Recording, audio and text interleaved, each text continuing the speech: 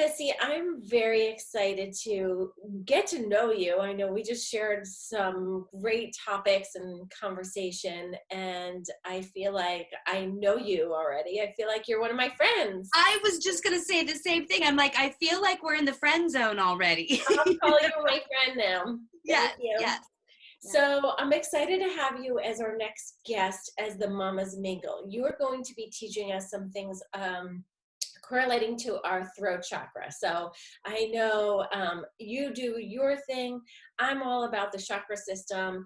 But when our throat chakras are closed, we have a struggle speaking. We have a struggle elevating our voices to be heard. Sometimes we hold our words back.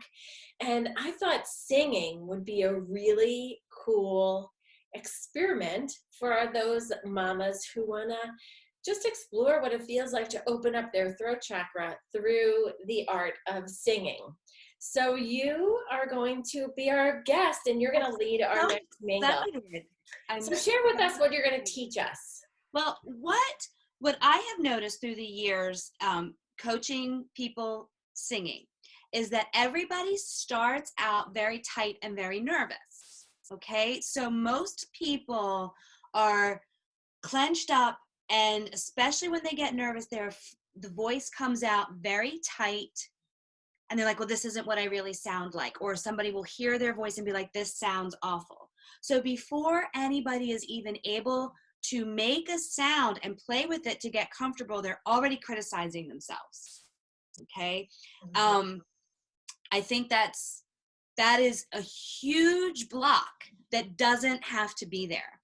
One of the things that I'm really excited to share is that I've been working on several things that are just exercises that actually depend on you not sounding good. Okay, so that before you even try to make a pretty sound, you can get comfortable making some sounds that you're just trying to control your actual voice and your intake and output of air, all right, and controlling where sound is coming from. When you just do that and take away the whole judgment of, does this sound pretty? I sound stupid. I can't do this, to it's no different than doing a leg lift, okay? And that builds up some control over your vocal cords. It builds up some control with breathing. Again, the intake of air and the output of air. And you start to feel more comfortable just really experimenting with your voice before you ever even try to sing a song. Just experimenting with sounds and where they come from. And I firmly believe that if you spend a little bit of time with that, even on a daily basis, on an every other daily basis, you will find that when it comes to then actually expressing yourself vocally, you've removed a block. You've removed a block. You know, it's so interesting. As I'm listening to you, I know I teach meditation classes every week, and a lot of times I'll even invite them to take a big deep breath through their nose and exhale through their mouth, and you'd hear, ah. Yes. And so few people take me up on it. So I'm really excited to learn what you're going to teach us, because that will even take us into just the simple parts of life to be able to express their sound.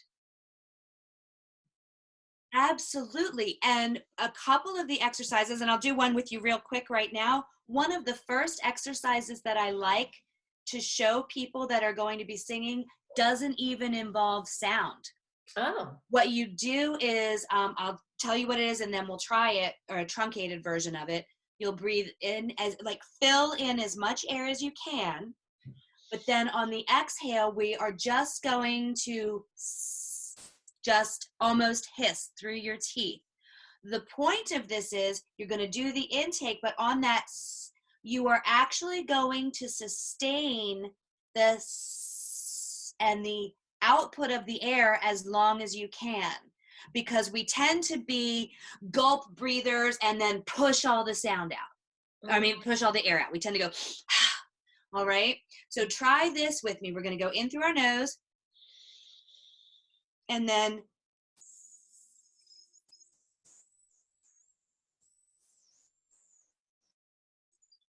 and I'm going to abbreviate it just for the point of this so that people aren't just watching us hiss for 5 minutes, but just feeling the air leave slowly and you're having control over it.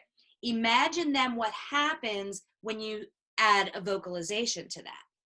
So a step up from that. And that started for me as an exercise that I would do with singers who would keep having to take breaths in the middle of a sentence. And I realized what they were doing is they were dumping everything on the first few words and then panicking that they didn't have any more. And this one bit of control gives you not just the feeling of how we should be oxygenating and getting some air behind our words or our musical voice, but also the fact that you can spread it out longer than you think you can. And when you have that control over it, there's less anxiety about it. When there's less anxiety about it, instead of going, I'm afraid to sing and being all tight, you just automatically loosen up. And I know it's an oversimplification of what's happening in your body, but I truly believe just that one thing makes a difference.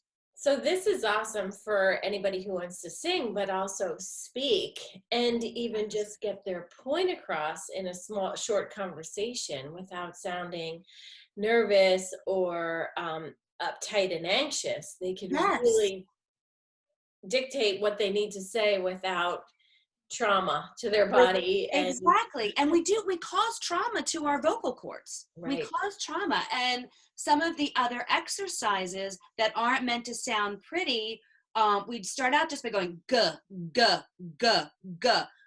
You'd feel ridiculous in a room full of people going guh, guh, guh, guh.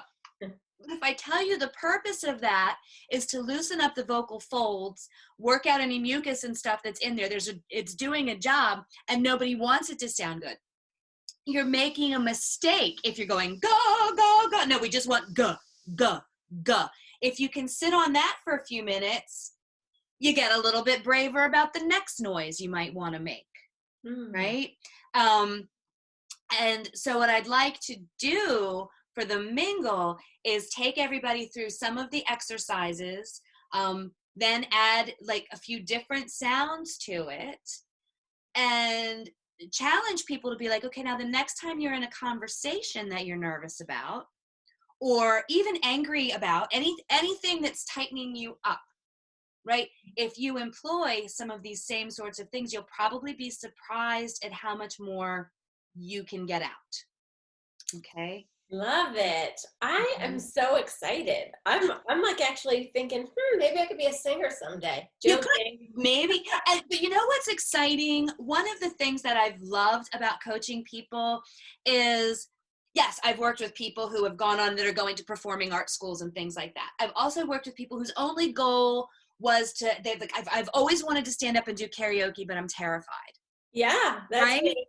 You know, that kind of thing. And that level of bravery, like just the one and done, I'm taking a cruise, I want to do karaoke, how can I do it?